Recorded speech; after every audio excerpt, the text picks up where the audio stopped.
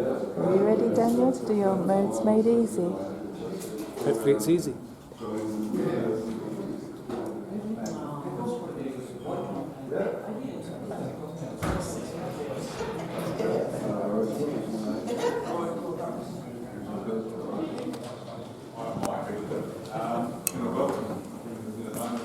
Daniel, but I'd like to welcome you all to the Strings Attached, and it's very, I'm sure it's going to be a very interesting workshop on modes, something we all find a little bit suspicious, mysterious. Daniel's going to sort that out for you, so I'm going to hand over here, and thank you very much.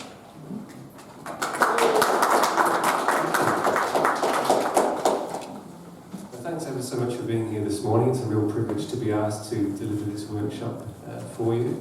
And I hope you're all having a lovely festival so far. How's it all going? Good. It sounds like an improving swash across the crowd. All right, so I'm just going to play us in with some different modal ideas. We're only going to be focusing on 3 of the major scale modes today, so this is really geared towards perhaps those of you who've been playing for a little while, but want to get some extra colour and extra flavour into your licks and ideas that you've been playing with, because maybe you're a little bit, I don't know, just looking for inspiration. So hopefully I can provide that for you today. So I'll play you in with a few different modal concepts and see if you can pick out when they shift and when they change. We're going to bliss out with some trippy drill and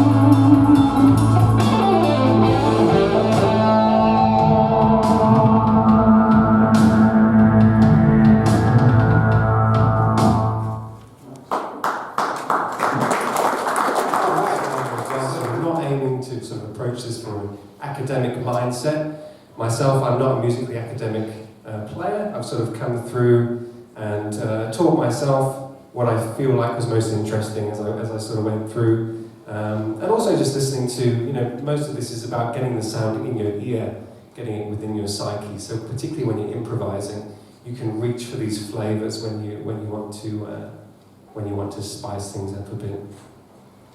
So the first bit of background stuff, so this might not be news for many of you, but we'll just set the scene a little bit. So we're mostly focusing on two main flavours within Western music most of the time. So who can name the 2 main keys that we normally play in? Major and minor. Major and minor, yeah. So those are sort of like our primary colours that we're working with. And we can do a lot with that, but as we often find, sometimes there's only so many ideas that we can either come up with or steal from other people that fit within those boundaries. We might want to explore a bit further. So when we're talking about the major scale, we're talking about a 7-note scale, yeah? So we're going to do everything in the key of A today, because A is the first letter of the alphabet. And it's also nicely kind of located in the middle of the guitar, so we can really walk around quite a bit. So the way I learned the A major scale was like this. So a 3-note per string shape, starting on the 5th fret and walking up to B, C sharp, D, E, F sharp, and G sharp.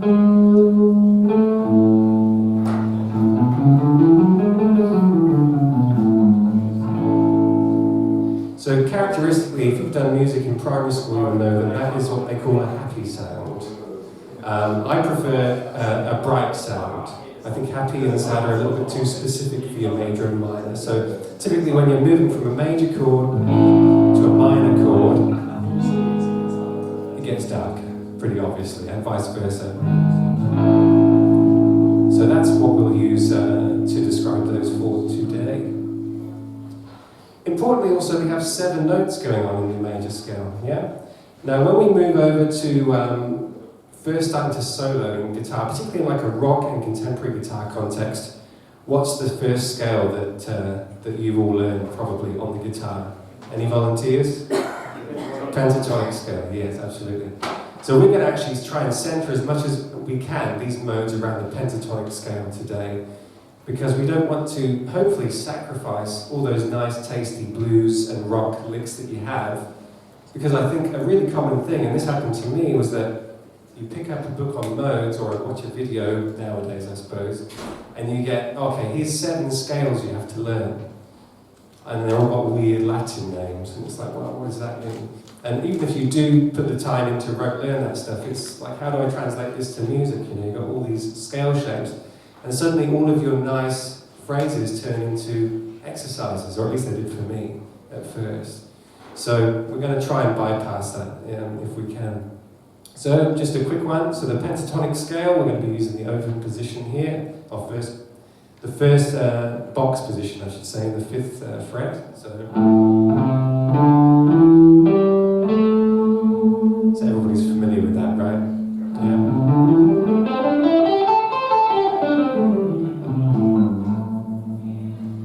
And if you're really across that, you can play that up and down the neck as well. So this will hopefully translate there too. All right, so that kind of gets onto like what I think of as modes, what they really boil down to. So there's a lot of information out there, and that is probably all correct in a sense. So sometimes modes are going to be functional. So you might be playing over a certain chord progression, and you have to play in a particular mode. And actually, a really good example, which is probably a less likely one than you would think, I was on a gig. So I come from a progressive metal background originally, back when I still could grow long hair, right? And I got to a point where I wanted a challenge, and I thought, what is the furthest thing from progressive metal that I can think of? And I thought, I'll join a reggae band. Okay. And it was really hard work. If you've never played reggae before, don't have much of a reggae guitar tone today, but you know, this kind of rhythm,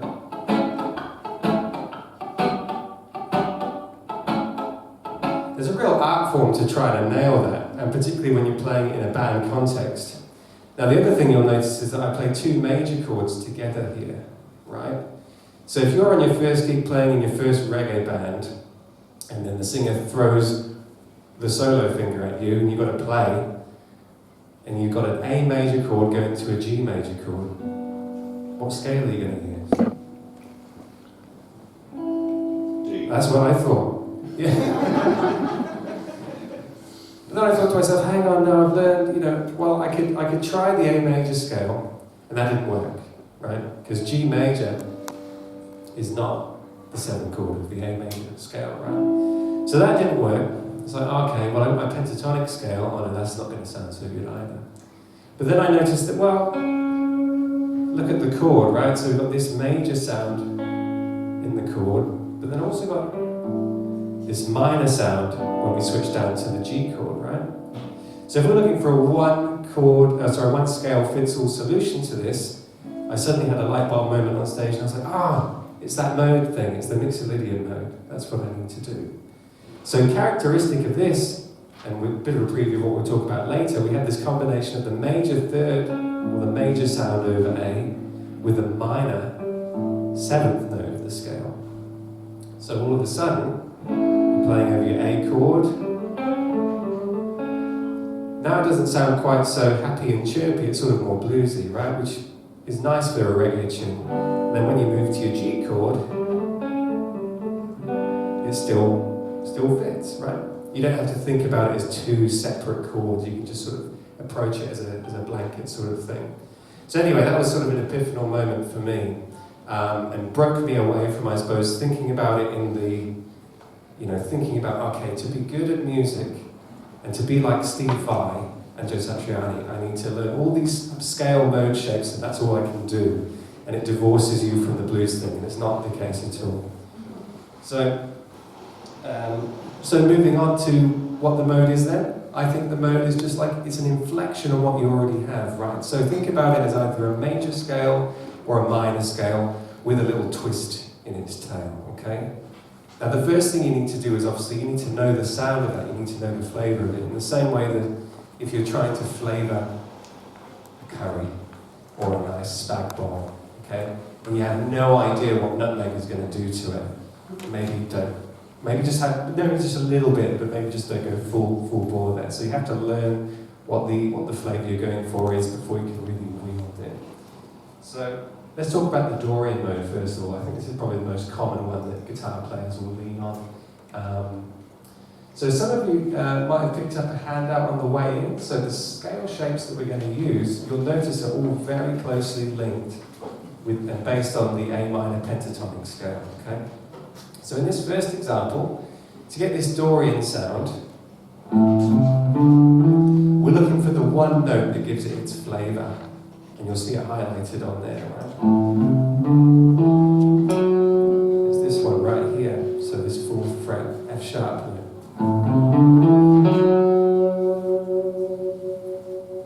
So, what scale, so we're playing A minor right now, right? What scale have I borrowed the F sharp from? It's a scale that I already played earlier.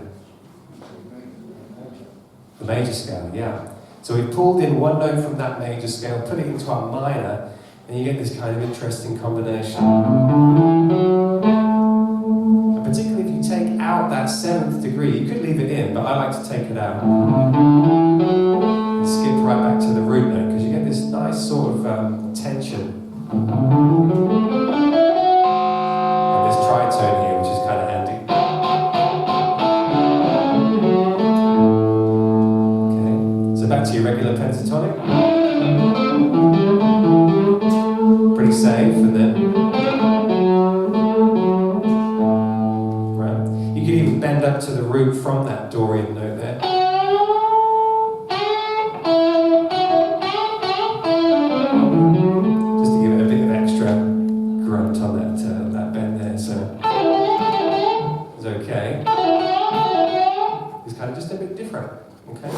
It's actually a Dorian thing. Very handy. Now you can extend this beyond the pentatonic scale as well. Like I say, you can either play different shapes across the neck, or you can go ahead and learn all of those other linking notes in there as well. Now the other thing to point out here is that when you're playing modally, you don't necessarily have to set out with, okay, I'm only going to use these notes, because as the old adage goes, you can make any note work if you put it in the right context. And obviously jazz players really know this very well. That's not me, by the way. But jazz players really know this very well. So by the same token, you can bring that in and out just to momentarily kind of loosen things up for you. All right. So here's just a quick example of that mode in a song context.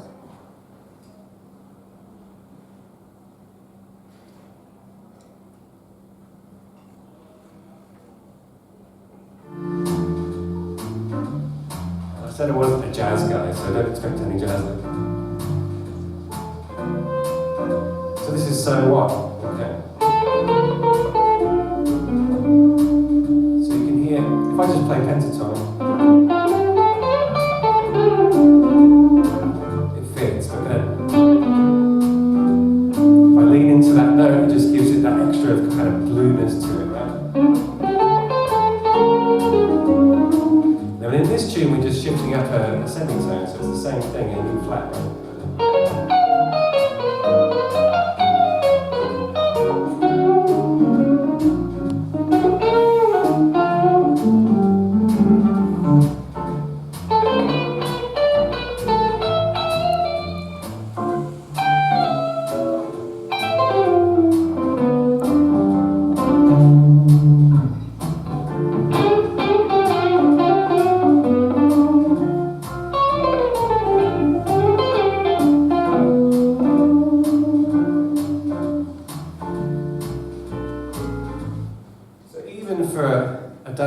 me when it comes to jazz. You can pretend a bit like you've got a few tasty notes up your sleeve. Throw in a few chromaticisms as well in there. So, you know, particularly when you bring this note in here, you've got a nice little chromatic walking thing down to your 5th degree there as well. Add that to your normal blues note that you play. And you've got some jazzy sounding things there. Cool. All right, let's move on to mode number 2, because I want to get some of you hopefully to come up and play with me soon, if anybody's keen. Can I just ask, Dan, was that sort of D major, essentially? When you're playing Dorian, if you're in A minor, Yeah. does that make it D major, or is that the wrong way to think about Well, there's no wrong way to... That'd be G major in this case. So Dorian would be based off of your 2nd degree of G major, if you wanted to think about it that way. So the only danger with this is that I think when you start thinking about what's the parent major scale or what's the parent minor scale, you get, at least again for me, you sort of get away from the purpose of why you're using it, or maybe that where that note is, that money note is, to sort of get the flavour across. I just tend to think about the scale then. I'm like, oh, I'm playing the major scale, then I play all the same stuff. But no, you're right. So you can think of it in that way. Or you can think about, even if you want to play in the B Phrygian mode, you could play an A Dorian scale. So you can think about it that way. But for me, as soon as I start thinking about that, it's like, okay, too much information. I just want to play music. And you might get the finger, it's like, you've got to play a solo now, it's like, oh, bugger. I don't have time to think about, okay, what's my parent major scale, what's the chord progression and all of this. Because quite often, you know, the person who wrote the song wasn't thinking about that anyway. And I don't know how many of you are songwriters. Show of hands, how many people are songwriters in here? Quite a few, actually. So I don't know how you approach it, but for me, the only time when I engage the theory side of my brain is if there's a problem. I'm like, I don't know what to do now. Or I don't know how to get myself out of this hole that I've dug myself. But most of the time, it's a pretty intuitive thing, right? Would most of you agree with that? Yeah. So you go for the sound that you hear, and that brings it back to what we're talking about, yeah? If you know what a Lydian sound is, and you know what it means to you, and you sort of go, well, I want this song to sound like that, then you'll reach for it, rather than trying to intellectualize it and understanding it, right?